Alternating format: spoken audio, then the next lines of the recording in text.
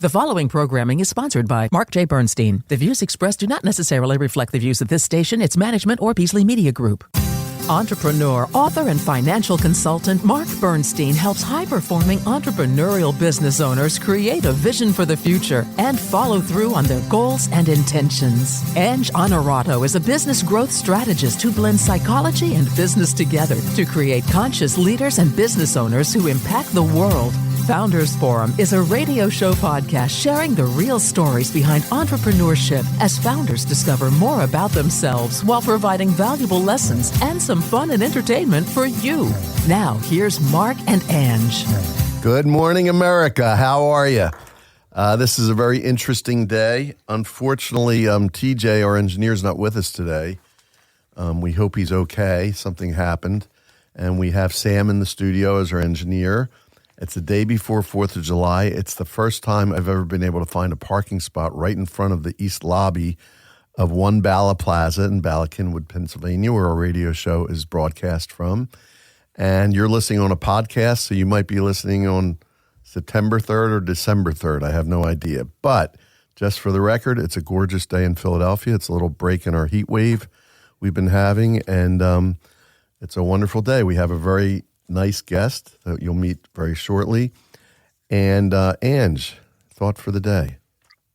Yeah, so great intro, Mark, because I think it is a good time for us to reflect. And we've got a holiday looming, one of the most favorite holidays in the city of Philadelphia, actually, right? Independence Day. And the place to be on July 4th, Philadelphia. It's the place to be. That's right. So it's kind of a special day for all of us, really, in many ways. But yeah, we were talking earlier this morning about just how grateful and gratitude and what does that look like and what does it mean? And we were reminiscing that we had a previous guest, Lisa Ryan, who has a company called Grategy, where she brings the concept of engaging your workforce through incorporating gratitude into what we do every day. And I loved it. I loved that show. But Mark, I think for me, it's really kind of taking this moment to say, everything's always moving 100 miles an hour, and just being really grateful for the opportunities that we have, the work that we do, the guests that we get to meet, the fact that we get to do this journey together as co-hosts, I think is really special. And I just think it's great to have the remembrance that take a moment every day to just be grateful for what we have. Well, I did mention that I'm grateful to have you as my co-host, and you add a lot to the conversation, which I really appreciate. I'm grateful for all the wonderful guests we have on the show. I will also say that especially this morning, I was grateful for Arlo. I always say hello to Arlo, it's my dog, who we walked, and my wife, who reminded me the other day. I'm always grateful for her anyway, but I was a little hesitant about getting a dog during the pandemic, and she often, very subtly, without making a big deal about it, does what's right for me. And she mentioned this the other day. She said, I knew you were going to love this. And I love that dog to death. And my kids, of course, and my partners in business, and everybody, my clients. So I've got an awful lot to be grateful for. And I do think it's important that we spend a little time each day in gratitude.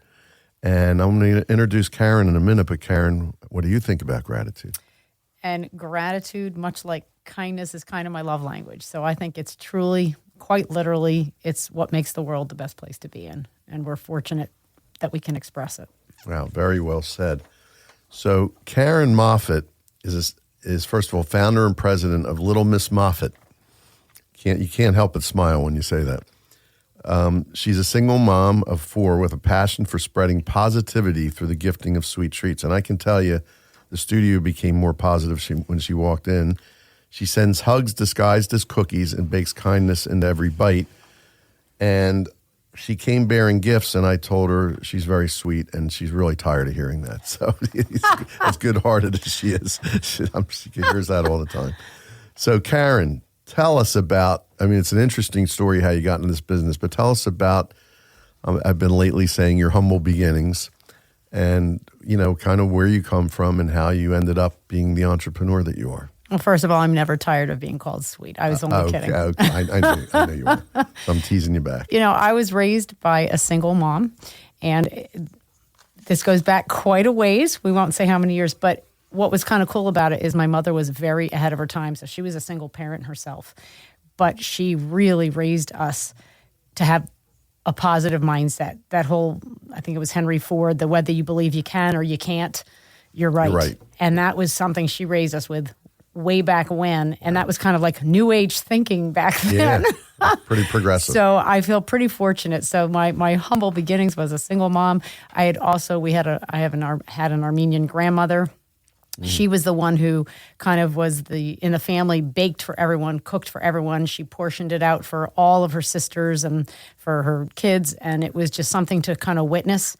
And then, even bigger than that was my Armenian grandfather. So he came over during the genocide, and it's actually pretty painful to talk about. But because of his resilience is truly why I'm here today. And that to me is... These are your mother's parents? Mm-hmm. And I feel beyond fortunate because really without the very difficult and brave decisions, he made, the courage he had, I wouldn't be here. Well, you're also going to be here for our next show, and our topic, I'll give it away, is going to be freedom, since we're just before the 4th of July. So that would be a great opportunity to revisit that. So I began the business because I made a lot of things and gave it away, I guess a little bit like my grandmother. I found, it's funny, it makes me think of the Friends episode where Phoebe said there's really no truly altruistic or philanthropic gesture because you always get something in return. And the truth is you give cookies away and you get the most incredible feedback. So I'd send things to my kids or their friends in college or somebody going through a tough time, and then your phone or your email or whatever blows up with the most amazing amount of gratitude. There's the word again. And that's pretty intoxicating, and that's why I really started the business. It wasn't that I always thought I'd have a baking business. It's that I just loved that it was the most positive thing in the feedback. Like, how about having a business completely centered on something so positive? Nobody gives cookies to somebody they can't stand. It's really wonderful. First of all, the fact that you're a quote collector like I am, I like to spend an hour with you because you have everyone from Henry Ford to Phoebe. That's pretty broad. Very diverse here. It sure is. Broad source of quotes. I love that.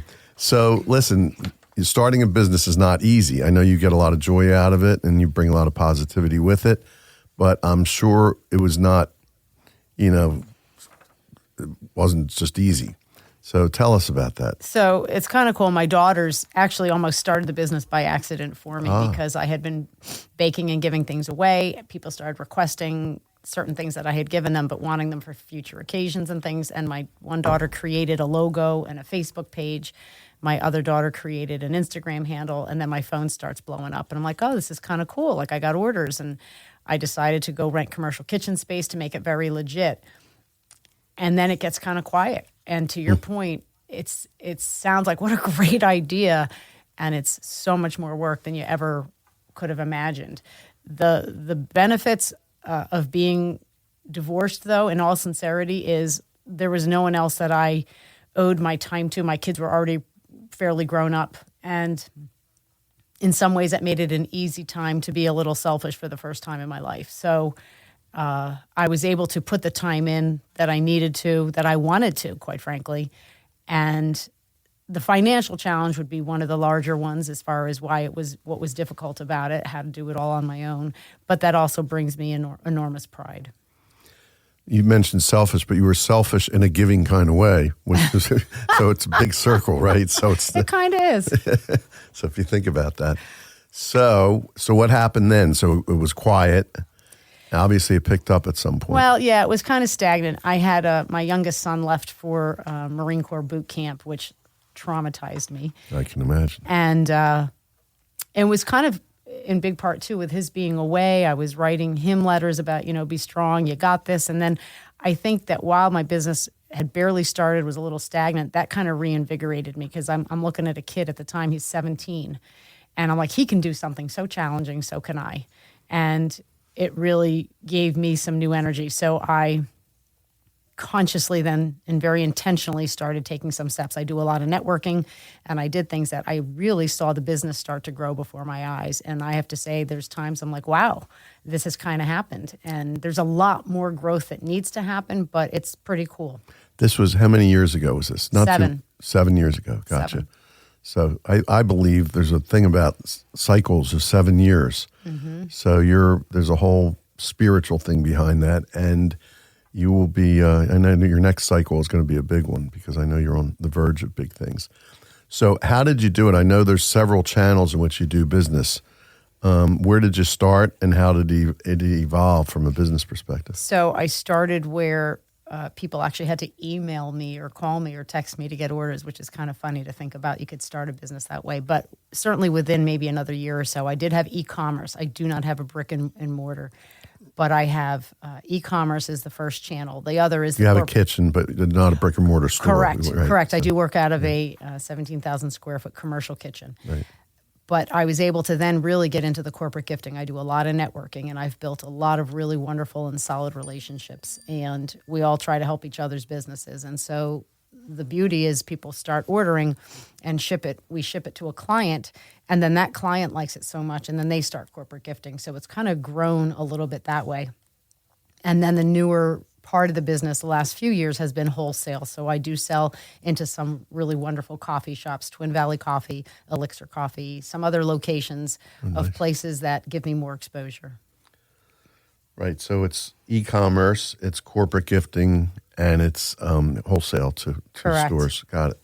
And is that expanding the retail business? All of them are. All of them are growing, and I'm looking to grow each one of them because I think if there's one thing we learned from COVID is you don't want to have all your eggs in one basket. Right. So you're looking to expand, have more outlets and more stores, et cetera. Okay, gotcha. And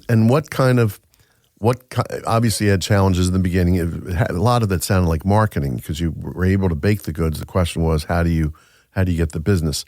Any other kind of challenges? A lot of people have challenges with people. You have people obviously working for you doing the baking.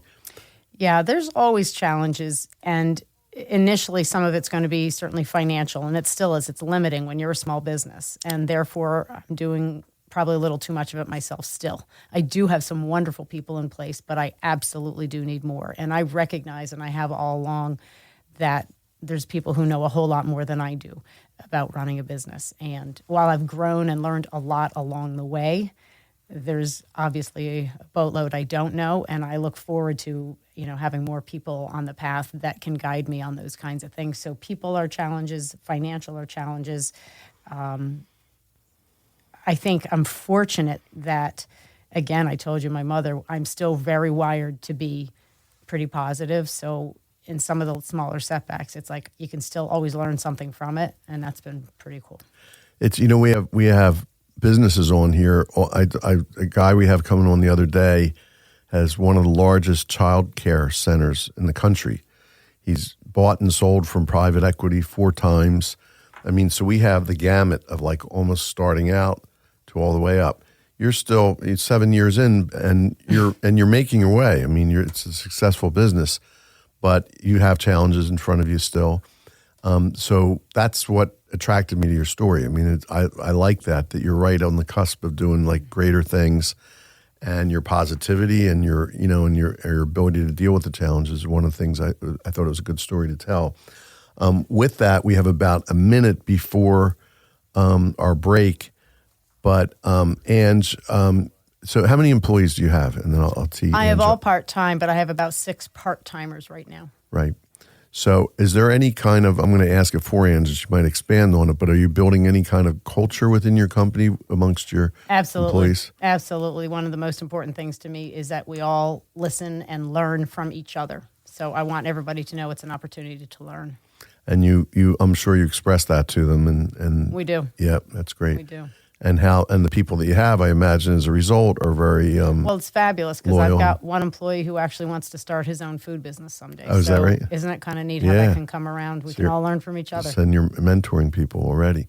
So, Ange, did you want to expand on that a little bit? Yeah, absolutely. And, I'll just kind of throw this out there, and maybe we can pick this up after the break. But there's a couple things that you mentioned, Karen, too, not just on the culture piece, but it's also about how you talk about the networking piece and everybody kind of supporting. So there's a wider community of entrepreneurs that kind of promote and help each other. And when we come back from break, I'd like to dive into that a little bit with you. And we can talk about how that fosters the culture of the kind of people that you want to continue to grow the business with. Are you constantly worried about mom and dad living alone? Caregiver Smart Solutions can help you ease your concerns.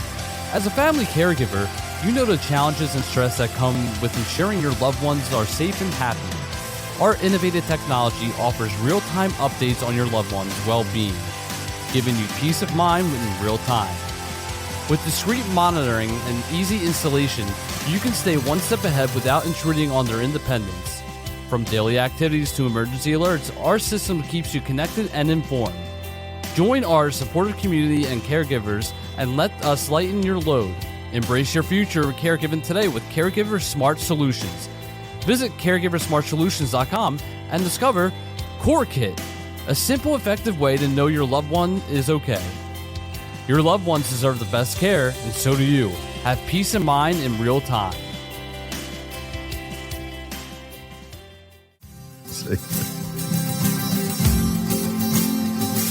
We are back on Founders Forum with our guest Karen Moffitt, and Ange Honorado is with us remotely. And Ange, take it away. Karen, I was mentioning to you that one piece that I love about your story, and sometimes I think often gets overlooked when founders are describing their story or just kind of, staying so focused on the day-to-day.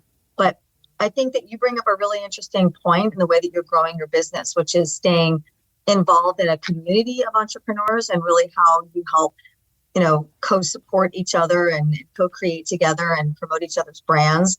In fact, at looking at our connections, I know there's a number of people that you and I have in common. So I know the groups that you're in, and I think that's really amazing.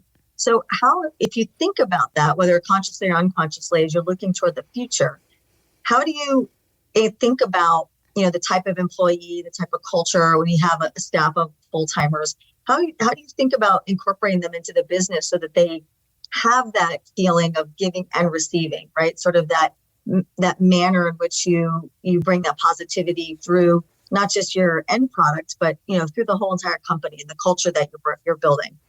Well, sure. I believe building relationships is at the core of pretty much everything. And I should clarify, building good relationships. So the networking group I'm in particularly happens to be BNI locally. I know there's a million types of options, but that for me, the philosophy is givers gain. So the more you give, the more that you ultimately receive. And I found that pretty wonderful when I was looking as to where I wanted to spend some of my time and energy. And I thought that really aligned with my personal values. So on that note, in my organization, I like to stress that kind of an environment. So we all help each other, right? No matter how it is. And then that kind of all goes around. So it's what you're putting out there and you'll ultimately get back. And you just do it with the heart and the not worrying about what you're getting back, but you just keep putting it out there. And it just creates such a positive culture. So the people I work with, I have people who I would honestly say probably know more than I do maybe about baking. Maybe somebody in particular who helps me, who's been in a kitchen environment through different jobs that he has had. And there's times he'll help me find ways to be more efficient or simpler ways to do certain things. And of course, labor is a cost to a business. So ways we can be more efficient. So it's pretty awesome to me that he's willing to contribute that instead of just saying, well, this is my job and I do it a certain way and things like that. And as I mentioned, I have someone else in the organization who wants to eventually start his own food business. So I'm happy to share things I've learned along the way, or, oh, I wish I hadn't done this in the beginning, or I wish I did do that. So I think it's the people I network with, of course, we all have a wealth of very different backgrounds. And there's always somebody who's either bought and sold businesses or, negotiated certain things that I may be starting to get into. And we all share those kinds of things because everybody has something to offer somebody else, in my opinion. You are, I happen to know you have a birthday coming up soon. I'm not mentioning what it is. I know, I appreciate that. I'm only going to guess. You're somewhere in your 30s. Excellent call. Do you like that? Okay. We'll leave that. But is it safe to say, I know this, but I want to expand on this, that you're a lifetime learner, because I see how you're learning from each other in your business, from your networking, from your reading, from your quotes, so you're very, to talk about that, because that's something that I feel I am too, and I know Ange is, but not everybody is. So Well, again, it's one of those things. I just say I feel lucky I'm wired that way. However it came to me, if it's part of my DNA, but I feel really lucky. So I am a lifelong learner. It's all about both personal growth, professional growth. Really, when some people like, why are you doing the business? It hasn't crushed it yet, or you're working so hard. Because to me, being an entrepreneur is about lifelong learning. You're going to continue to have both personal growth, professional growth. I can't imagine anything that's better. I can't imagine not doing that. Like I went back to college because I hadn't finished when I was young. I graduated when I was 50. Yeah. I did the Goldman Sachs 10K SB. Like I fully recognize there's so much more I need to know and need to learn. And wait, you said you were 50? I'm shocked. Oops, ouch. I just started giving some of that away, didn't I? Go ahead, I'm sorry. 40. Bring it up first, Mark. 35. I did the Goldman Sachs 10K SB. I guess I was wrong about the 30s, but anyway, you wouldn't know it. Go ahead. Anyway. And it's just every opportunity that you can learn from. And yes, I read voraciously and I love it. It's probably my most favorite thing to do besides my business. Well, not only that, but being in business, I'm elderly according to some people, but I mean, I don't, 35 too, Mark. I don't feel that way, but I feel like I'm just getting, and by most standards, I'm very successful in my business, but I don't, I've got a lot of mountains to climb still. Like, I don't feel like it's over. This gentleman I was telling you about that I spoke to the other day that's going to be on the show, probably not till in the fall sometime, but he's conquered that business and he could retire and be extremely wealthy tomorrow. But he's bought his business back out 4 times out of private equity already.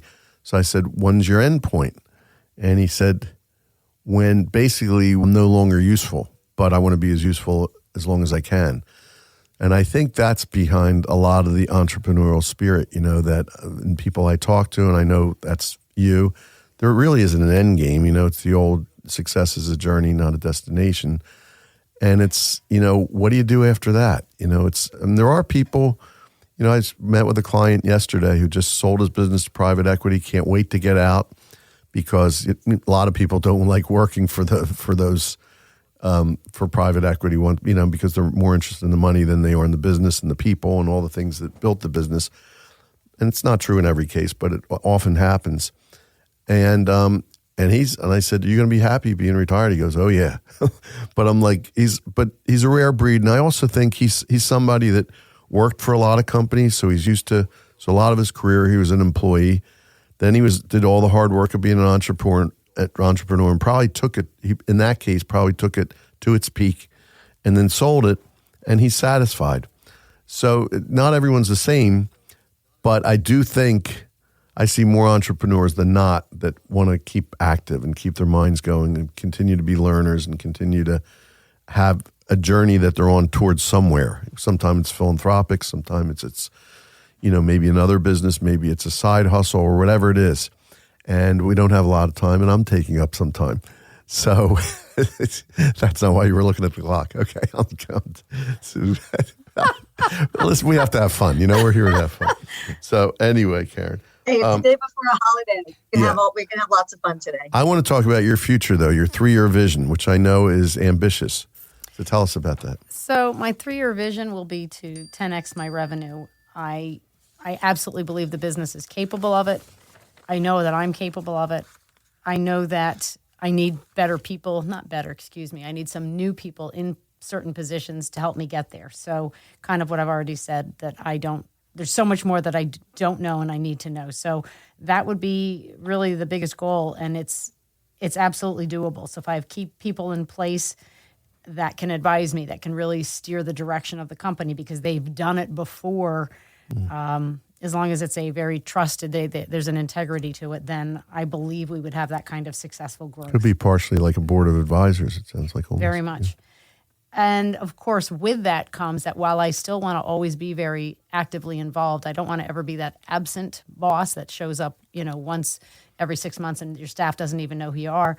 I believe in staying connected to all the people that are part of my team because that, again, it's the relationship building. So I would want to make sure that I have still have a presence. But I do also want to be able to make time for things that, quite frankly, when you're an entrepreneur, you kind of give up, you sacrifice time with family, time on skiing or taking a trip or hiking or whatever it is, because you do have to really grind for a long time. And there's times that's getting old, and I would welcome the opportunity and the freedom that would come with growing it to that point, to be able to do that. I know you also, I think you want to expand your physical facility as well, right?